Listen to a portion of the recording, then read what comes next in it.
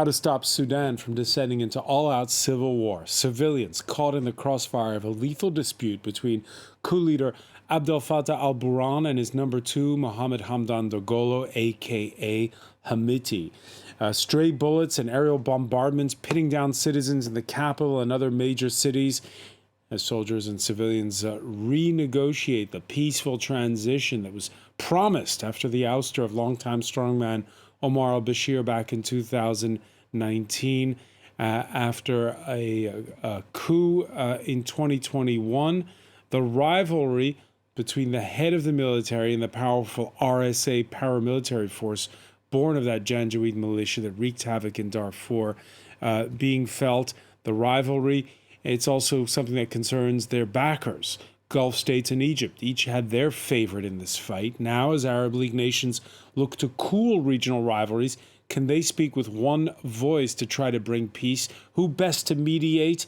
A Sudan that descends into chaos could cut off South Sudan and destabilize the whole of the Horn of Africa. Today, in the France 24 debate, we're asking about the power struggle that's unfolding in Sudan. With us from Khartoum, activist Khalid Ali. Thank you for being with us. Thank you for having me. From Dubai, Sudanese activist and engineer Firas Faisal. Welcome to the show. Thank you for having me. From Cambridge, England, Cambridge University Associate Professor Sharat Srinivasan, the author of When Peace Kills, Politics, International Intervention and Unending Wars in the Sudans. Thanks for joining us. A pleasure to be here. Thanks. It's great to welcome back historian Gérard Prunier's books include Darfur, a 21st Century Genocide. How are you? Pleased to be here. The France 24 debate, where you can join the conversation on Facebook and Twitter, hashtag F24debate. Who controls what on this Monday? Well, that's as clear as mud. Hemiti's Rapid Support Forces of RSF posting on Twitter a claim to have captured state television in the Khartoum suburb of Omdurman. But on its Facebook page, Sudan TV broadcasting images of crowds fraternizing with army troops in the streets. The same kind of conflicting claims when it comes to airports, the presidential palace. Before we go to our panel, let's go to Khartoum. And Katarzyna Grabska, researcher at the Oslo Peace Research Institute. Thank you for joining us. It's a pleasure to be with you. First off, tell me, how are things for you? What have your last 3 days been like? Well, it has been an extremely difficult situation. I think we started with hopes that this was something that could end quickly and that could be some type of a negotiation between the two parties, and that the very scary bombing and shelling that we've been hearing for the past 3 days would stop immediately. But that, of course, didn't happen.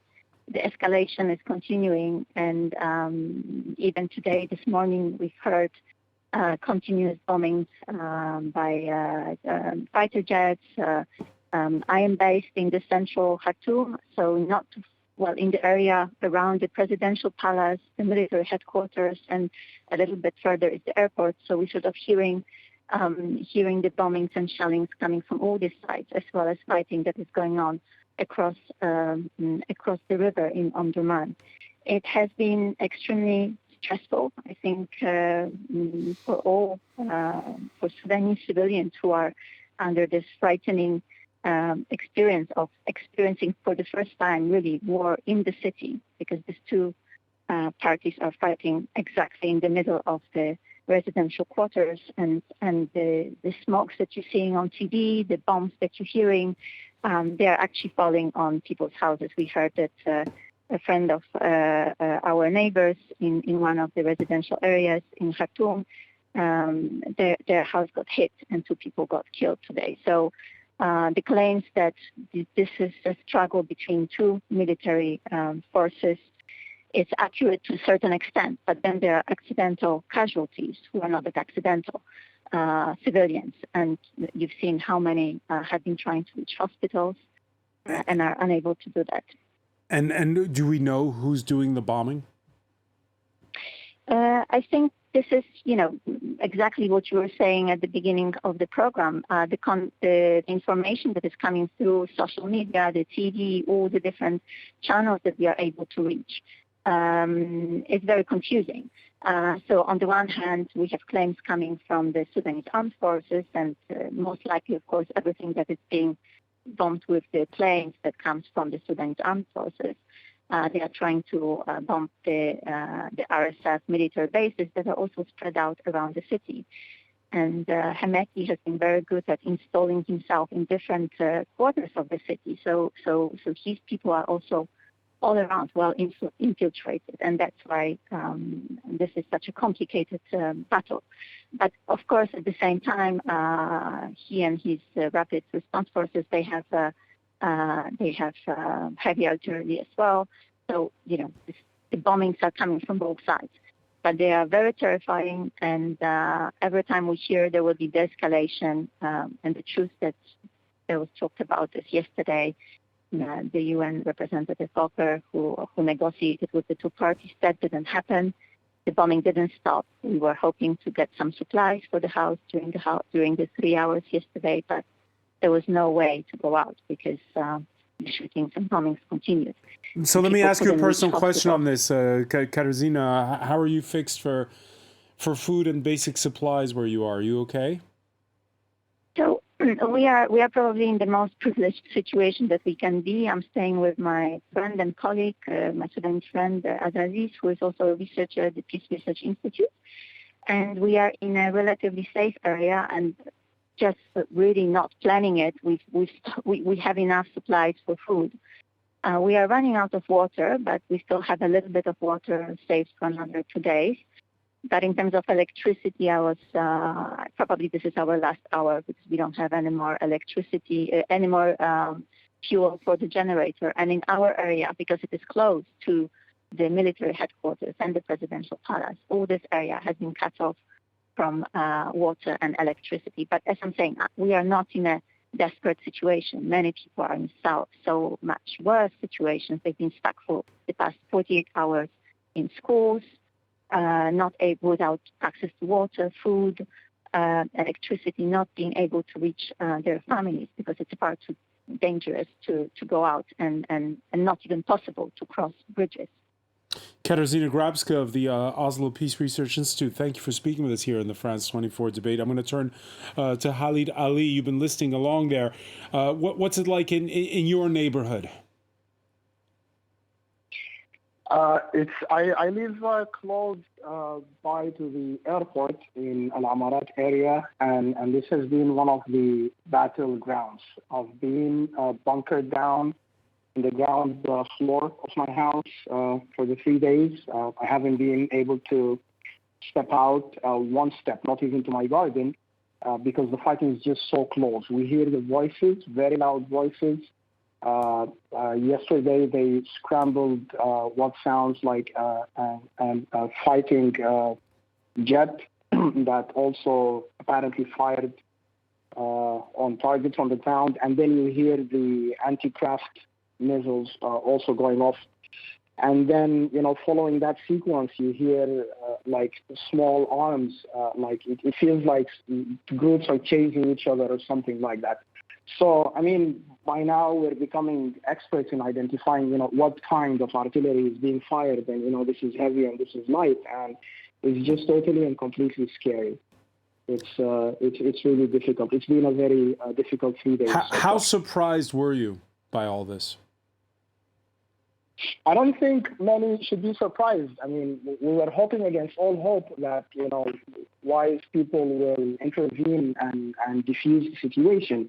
But the tension has been building for quite some time. The writing was on the wall. I think, I don't think anybody was surprised, honestly. Firas Faisal, you agree the writing was on the wall? Yeah, it was inevitable that this was going to happen since the military coup took place because no military coup can have two heads. So it was not for all. I'm going to interrupt you, Firas, because we're having sound issues. It's very faint. We're going to try to fix it and get back to you. It's interesting to hear the writing being on the wall. These tensions between al-Burhan and Hemiti had been brewing ever since this plan to integrate the RSF into the army. More on that from Jenny Shin.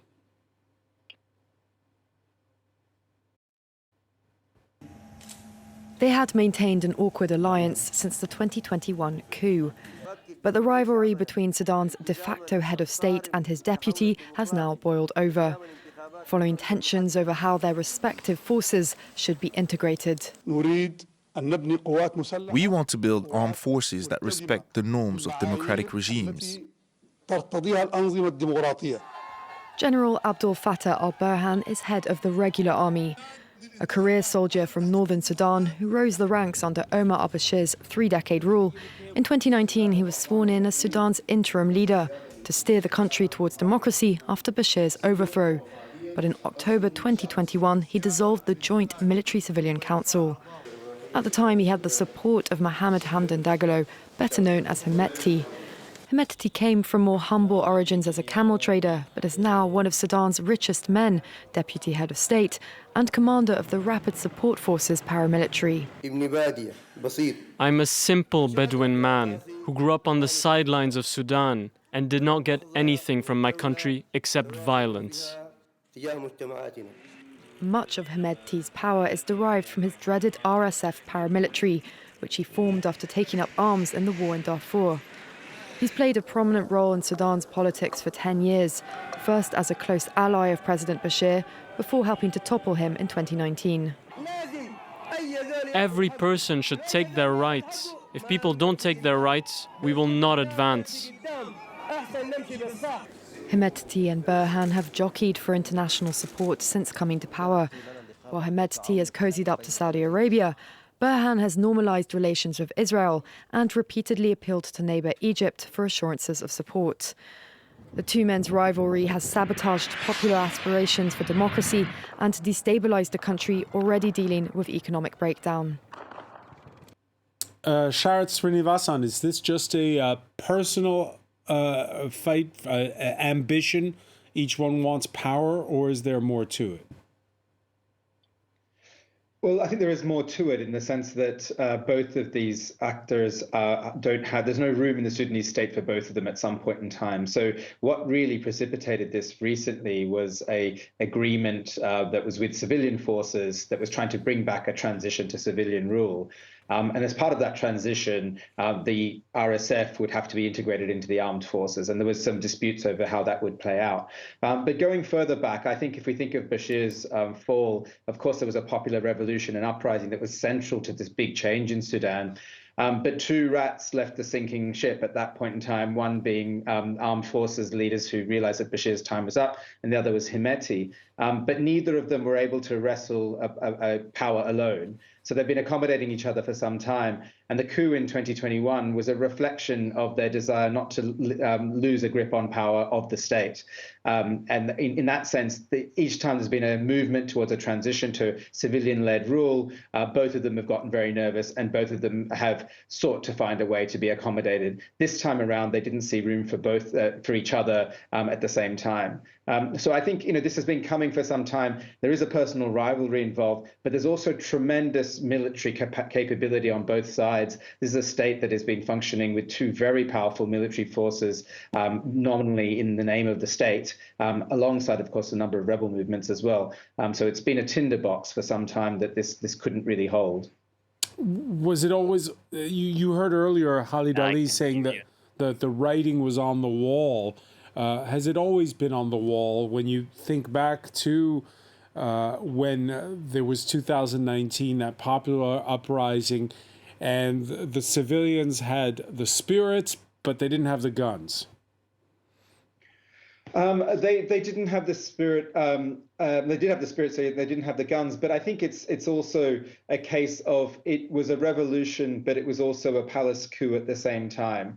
And I think that ambivalence of what happened in 2019, the sense of a popular uprising, a popular revolution, civilian forces really taking Sudan in a new direction after so long under President al-Bashir. But then always the fact that soon after it was the military that took the ascendancy. And it was only after much more bloodshed that a joint civilian military agreement was reached in 2019. And that held all the way to 2021.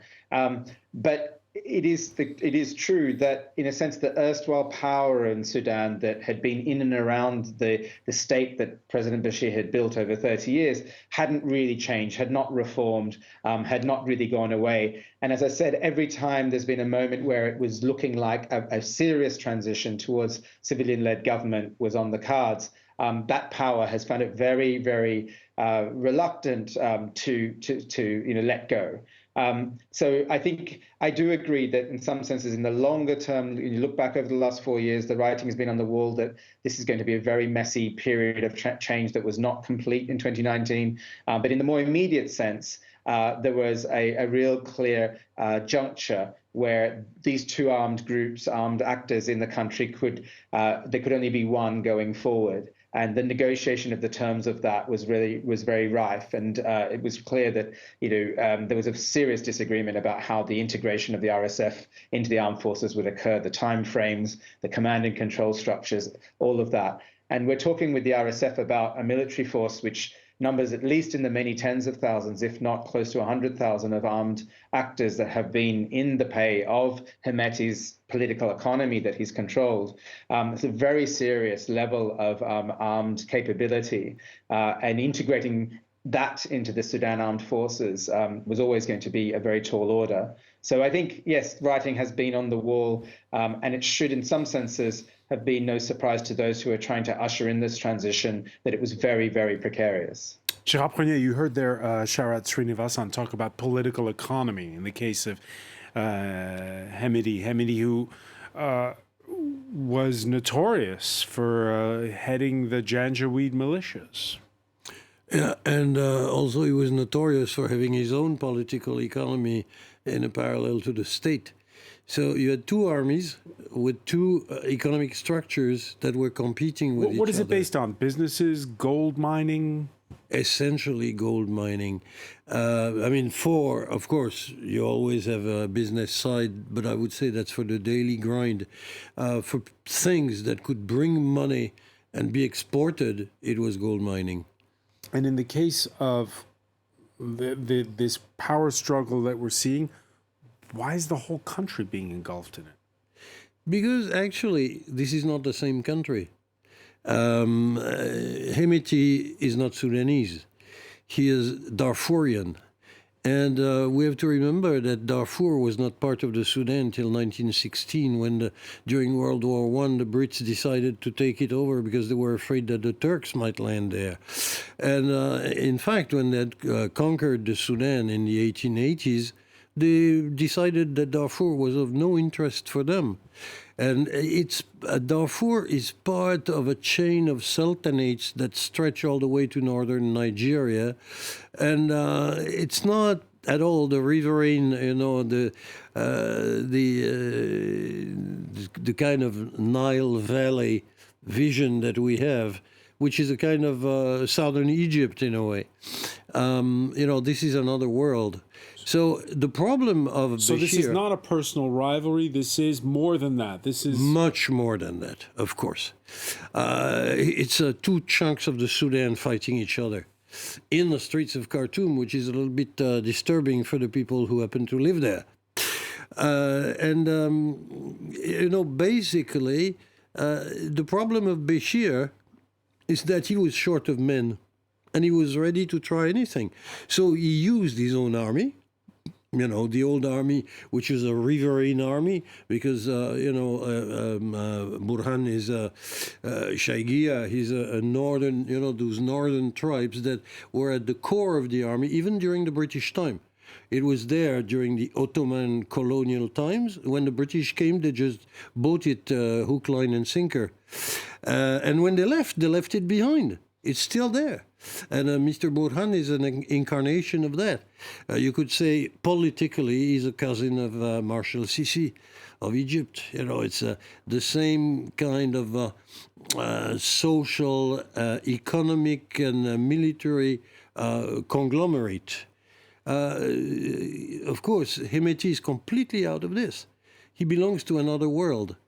And then Bashir wanted men, so okay, he used the Janjaweed, you know, using quarrels that were that pertained to Khartoum, to Darfur, and you know, sort of using them for his own. The problem is when he was overthrown, the two segments that overthrew him looked at each other and said, "Now what?"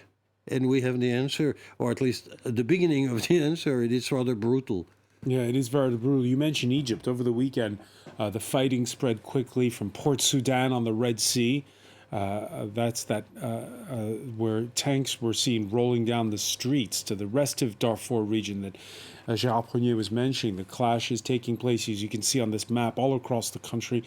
The Hemiti's RSF posting videos claiming to have taken the airport in Meroe on Saturday, on that road that leads north along the Nile to Egypt. Those forces also posted videos of Egyptian officers detained, their presence as military instructors, a nod to the crucial role that Cairo plays for the army in Sudan. Sharat Srinivasan, is this a regional conflict, or is this just, again, a fight inside the barracks, or is it something in between?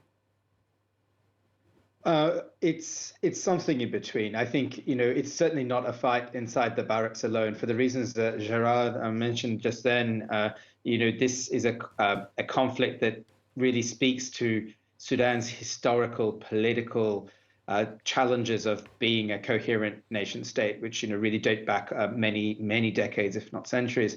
And so it reflects that complexity, and it also reflects some of the more recent ways in which regional actors have become implicated and embroiled in Sudan's politics. And so certainly Egypt, which has always been essentially important for the reasons already mentioned, but also Saudi Arabia, for example, who for a time at least were close to Hemiti. Hemiti's RSF sent, again, tens of thousands of fighters to help the Saudi Arabian coalition in the war in Yemen. That was also a source of bounty alongside the gold for a period of time. There are regional actors who have pretty heavy stakes. The United Arab Emirates has a heavy stake in the port in Port Sudan. And so over time, there are a number of actors that are be looking at this very closely, and not necessarily directly involved in an immediate sense right now, but certainly have their interests and their priorities and their personal and political relationships. So that is definitely going on. But I do think that this rivalry as such, it's easy to just focus on these two actors, the Sudanese Armed Forces and the RSF and Hemiti and Burhan. That's certainly centrally in view right now. But so long as the violence spreads to all these other places, to Darfur in the west, to places in Kordofan, then it also implicates a range of other actors that have also been wrestling with the central state and authority and seeking change. Rebel movements in the west, in Kordofan, as I mentioned, that are also still very active. So that the risk lies as well in how this plays out, in all of the uncertainties that violence and conflict brings, in drawing in other actors within Sudan, but also potentially involving actors from outside. At the moment, that is not the case. It's quite clearly not yet become as bad as that, but it does loom on the horizon as a risk. Looms on the horizon as a risk. And Khalid Ali, when you hear the conversation talking about guns, talking about money with the revenue generated from things like sending mercenaries, extracting gold, and you think back to 2019 and that uprising that forced out Omar al-Bashir at the time, was there anything that could have been done differently? Yes, definitely. Let me first comment on the speaker who said Darfur is not Sudan.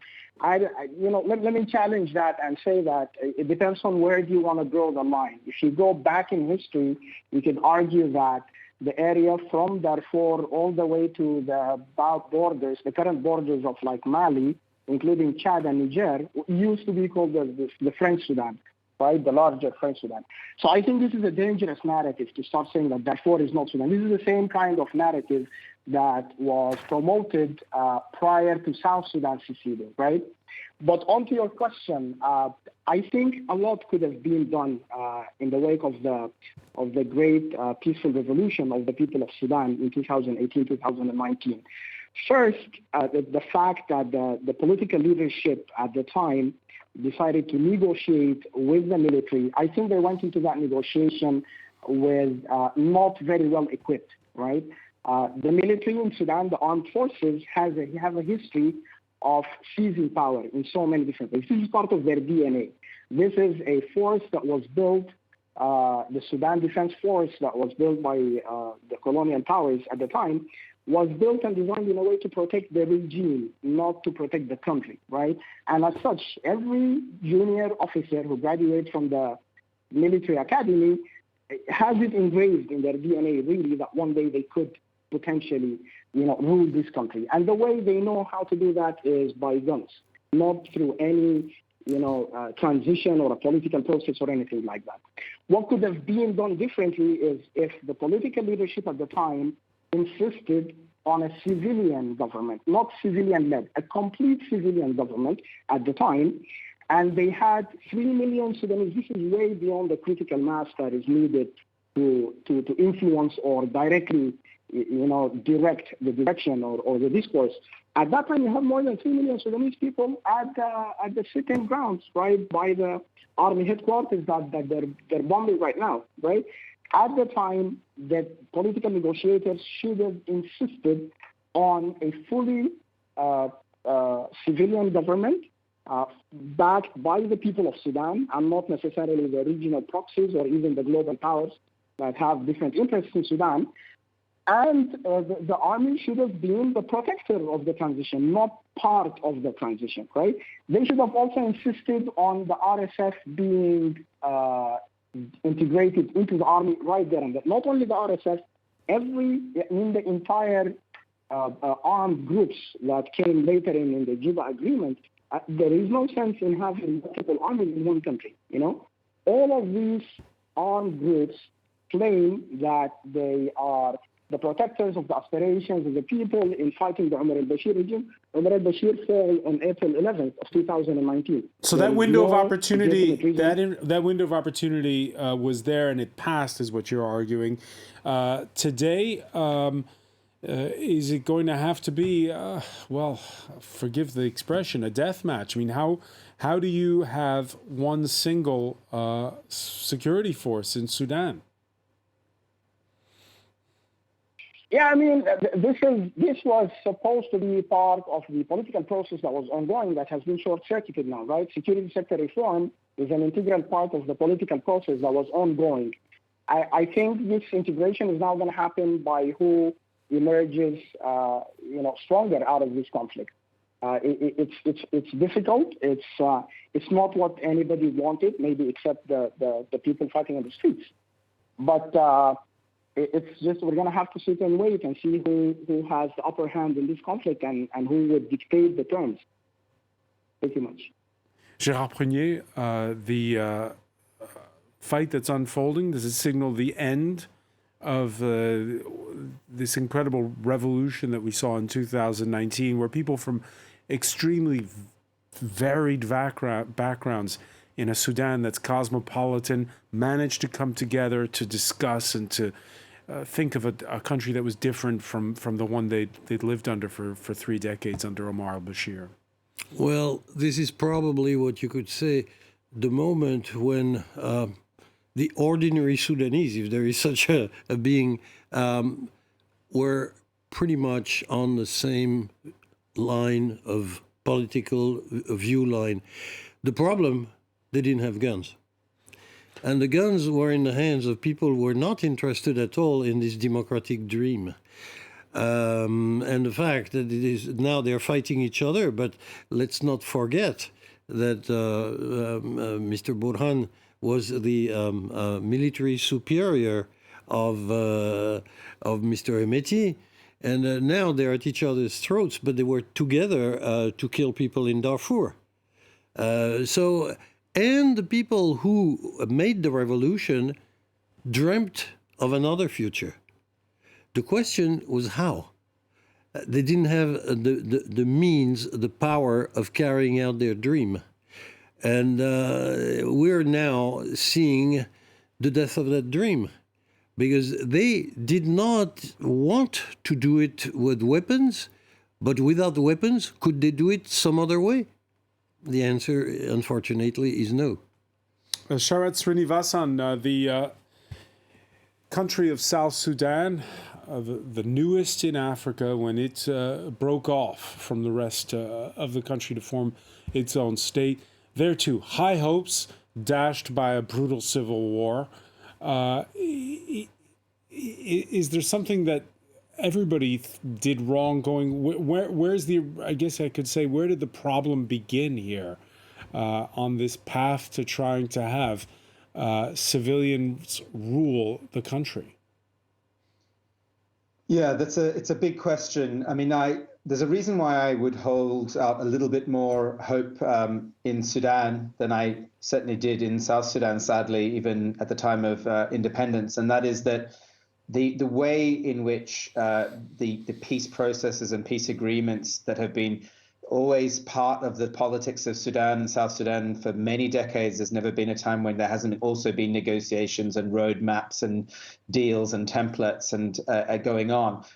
They haven't really succeeded in creating and supporting and sustaining a space for civilian politics. And in South Sudan's case, that was very much the case. It really was the birth of a new sovereign state, with a rebel army in command of the state and a lot of military power. But there was a real evacuation of real politics, civilian politics, and it was not part of the transition effectively. I think what's interesting in the case of Sudan is that what came out of the revolutionary events of 2018 and 2019 was a real discovery of the Sudanese in all of their diversity, of the capacity to lay claim to their political future. Yeah, and thriving civil society, most notably. By civil society, and I would make special mention of the resistance committees. These are the neighborhood resistance committees that were really driving the revolution, and were not really part of the political deal that came afterwards. And indeed, when the coup happened in 2021, it was again the resistance committees that really stood up and said, no, we're not going to accept the fake transition plans and roadmaps that these coup leaders are now agreeing to under the pressure of international actors. They were really demanding civilian governments straight up, and they didn't achieve that, but they did achieve a lot of pressure on these military actors that did mean that they did cede some space again. And again, that's been dashed. It's been hit hard. But I do hold hope that what the Sudanese, the civil society, these resistance committees at these neighborhood levels, what they discovered in themselves is something that they will not let go of again. And that, yes, while the guns are out and the bullets are flying, there's no time to be on the street right now. But the spirit of the revolution, I believe, is still very, very strong in the Sudanese people. And I hold hope that it will have a time to shine again in the period ahead. Speaking from Abu Dhabi, Sudan's former civilian prime minister during the transition, Abdel Fatah, called for cooler heads to prevail on Sunday. This war must come to an end, because it is a war where the winner is the loser. It is a war where the winner is the loser. Your reaction, Khalid Ali? I'm not a big fan of Mr. Hamdok. You know, there's a lot of critique of his tenure as transitional prime minister. But I think the speech that he made that's the narrative of a statesman who's saying the right things. There is no winner in this war. They're going to continue killing each other and in the process killing civilians unnecessarily. in any way, shape, or form. And there is a real need for cooler heads. I mean, even if one of them comes out of this conflict with the upper hand, whether it's the Burhan or Hemiti, what political support do you have? You're killing people in their neighborhoods. Why would you think that they're going to let you rule them in any way or form in the future? There is absolutely no winner in this war. This is two generals who are just interested. This is a power struggle, as many of your guests have said earlier in this program. And the only way these generals know how to settle any dispute between them is through these guns. They don't subscribe to any political process or negotiations or any democratic form of transition in power. I think they're going to learn the hard way that this is not the way. And to say that the revolution should have had arms, or the revolutionaries did not have arms, the Sudanese people made a conscious choice not to be armed. This has been a peaceful revolution since, and it did not start in 2018. Anybody who knows anything about Sudan knows that the struggle against al-Bashir and the Islamist fascist regime started in 1989, right after the coup of Hassan al-Turabi and al-Bashir in June 1989, right? It's accumulation of civilians working diligently, very peacefully to change that situation, right? So the narrative that the revolutionaries should have been protected by arms is totally and completely rejected and not accepted. At least this is the position of most of the revolutionaries, or all of them, you could say that. What's left? What's left, though, Khalid Ali, of those neighborhood resistance committees that Sharat was mentioning? I'm sorry, can you repeat the question again? Yeah, what's left of those neighborhood resistance committees that Sharat was mentioning there? Oh, the neighborhoods are intact. The neighborhoods are intact and in place. And if anybody is watching closely the Sudanese scene, you'd see that some of these committees have even started to do work beyond resistance. They're now engaged in the political narrative. They're not part of the political process. They have a separate third pathway, if you will. And there's a lot of literature that has been published through a collaborative work that many resistance committees have done nationwide. There is a political charter that the resistance committees have issued. Nobody is mentioning that right now because neither the politicians nor the fighting generals on the street want a voice of the people. Everybody has their own agenda. Everybody is in this power struggle for their own interests and agenda. But yes, while the resistance committees do not have arms and they will not bear arms, it's a choice that this resistance work, and even if it evolves into full-fledged political work, like developing a political narrative, like the charters that have been published, this is going to continue to be peaceful. Gérard Prunier? Well, this is a much broader debate. Can there be revolutions without violence? Can there be revolutions without weapons? It's a little bit idealistic. I think throughout history, strong political change, I mean, not electing a different president or something like that, but, whether, even before 1789 in France, all revolutions have been armed. And those who didn't have arms or who were defeated in combat, like in Spain in 1939, well, went down under. You're not... Can I ask you just a quick question? Sure. I'm very interested in your perspective on the transition that happened in Chile, for example, when Pinochet went out through a political process, remained the head of the army, and until his time ran out and he retired. And what about all the peaceful revolutions that happened in East Europe in the 80s and the change that happened in countries like, I don't know, Slovenia or Czech Republic or whatever? Does that count as a peaceful transition, or India? You just dismiss that? No, India I have no notion about. But the transitions that happened in Central Europe were under the distant but very clear protection of the United States. And we now have in the Ukraine the example of a revolution that tried to go its own way and that some people are trying to put back in the way of a dependent political structure. And in fact, to survive, they are resorting to guns. To survive in the face of the Russians. Gérard Prunier, you mentioned the United States. They're among the players that have tried to mediate in all of this. What are the stakes for the Horn of Africa? What's going on right now?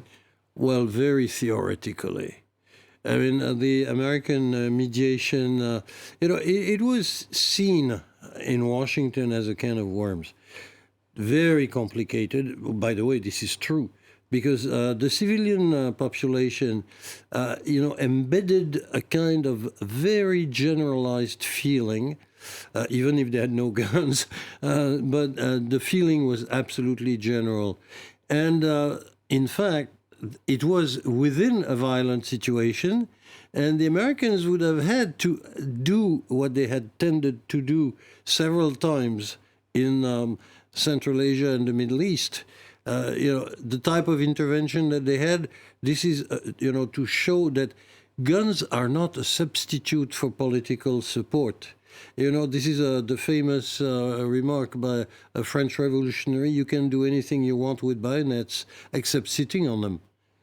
All right, and of course we're heading towards a situation where, and I'll very briefly, because we're running short on time, Sharath Srinivasan, when you look at Sudan's neighbors, Ethiopia, Egypt that we mentioned earlier, South Sudan, and of course Chad on the other side, how crucial is it that this violence not spiral out of control? You couldn't understate how important that is. I think that, when we look back to 2018, there were, and 2019 again, events in Ethiopia and Sudan, and then the rapprochement between Ethiopia and Eritrea, which we might have naively seen through rose-tinted glasses at the time. There was a sense that the Horn was stabilizing. There no shortage of other counterexamples to that, but there was a sense that the big countries in this region were stabilizing a bit more, and that might open up some knock-on effects that could be beneficial in South Sudan and Central African Republic and Chad, etc. Yeah, let's hope it's not the contrary. Sharath Srinivasan, unfortunately, we're running short on time. I want to thank you so much for joining us from Cambridge today. I want to thank Khalid Ali for being with us from Khartoum. We wish you the best on what are difficult times. The death toll climbing to 180, says the United Nations. Gérard Prunier, I want to thank you for being with us here in the France 24 debate.